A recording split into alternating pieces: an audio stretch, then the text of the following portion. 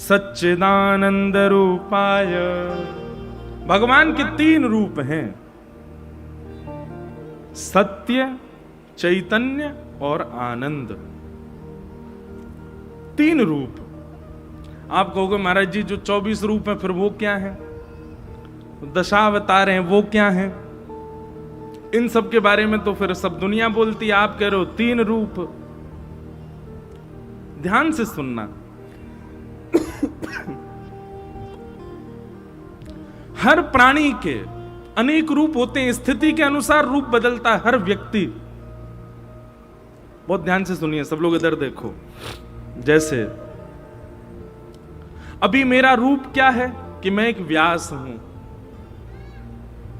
ये मेरा रूप है। पर यही मैं अपने परिवार में चला जाऊं तो परिवार में मैं व्यास बन के नहीं बैठ सकता। अपनी माता जी के सामने, पिताजी के सामने वहां मैं व्यास नहीं हूं।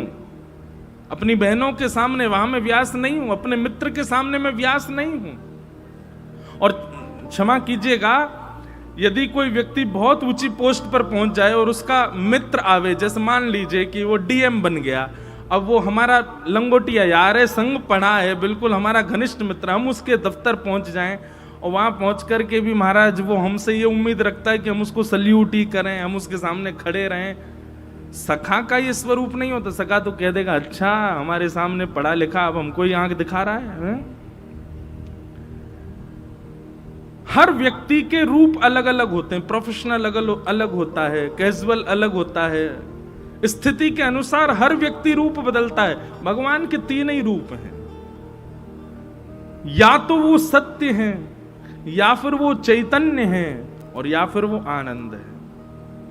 वो परब्रह्म हैं तो भी इन 3 रूपों में हैं, और वो नंद नंदन कृष्ण हैं तो भी इन 3 रूपों में हैं। वो ब्रज में हैं तो भी इन 3 रूपों में हैं। वो द्वारिका में हैं तो भी इन 3 रूपों में हैं, सत्य, चैतन्य और आनंद।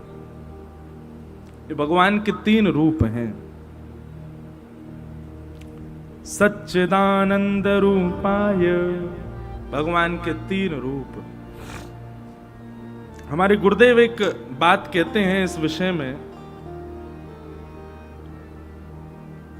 सत्य, चैतन्य और आनंद।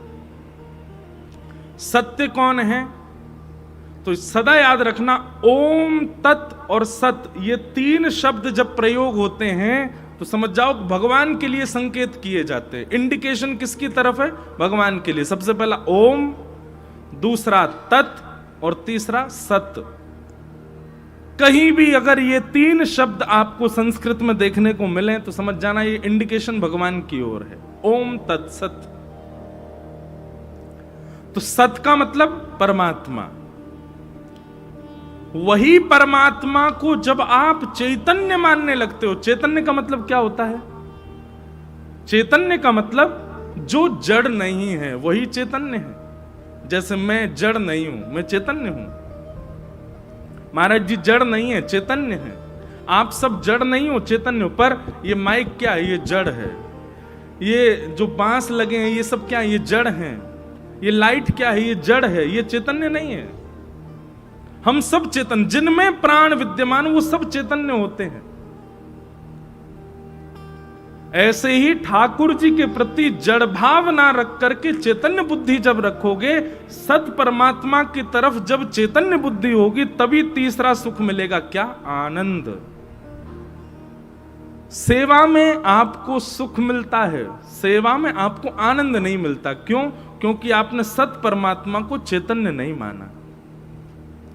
आपके चित्त में कहीं ना कहीं अब भी ये भावना आ जाती है कि वो जड़ ही हैं।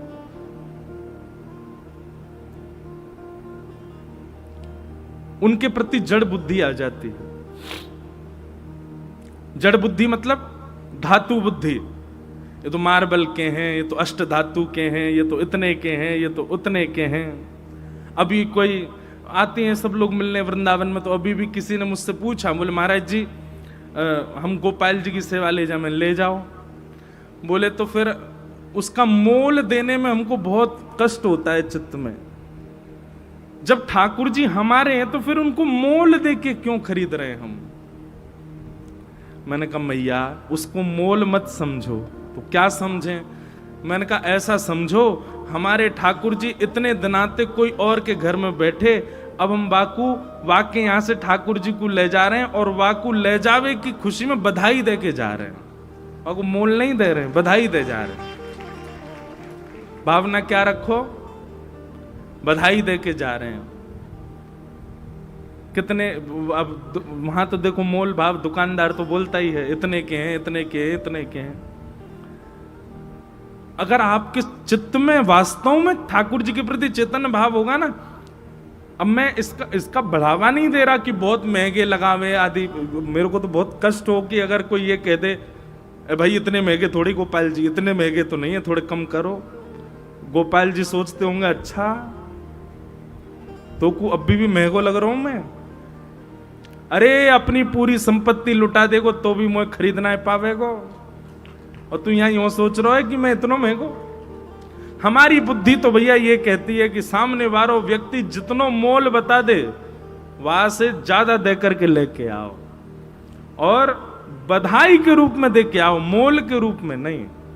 और उनको भी यही कहो। हम तो ब्रज में भी जो हमारे सब ठाकुर जी को स्वरूप बना में, हम तो उनसे भी प्रार्थना करेंगे कि आज के बाद कोई भी आपकी दुकान पे आवे सो वाकू ये बताना ही नहीं है कि ये ठाकुर जी इतने के हैं, ये ठाकुर जी इतने के हैं, बल्कि ऐसा कहो जाए इन ठाकुर जी की बधाई न्योछावर इतनी है, इन ठाकुर जी की बधाई न्योछावर इतनी है, इन ठाकुर जी की बधाई न्योछावर। अब तो सुनो, बधाई न्योछावर दुकानदार बोलेगा तो सामने वाले को भी मन नहीं होगा कम करवाऊं। भाई बधाई है तो जितनी बोले उतनी दे देते हैं।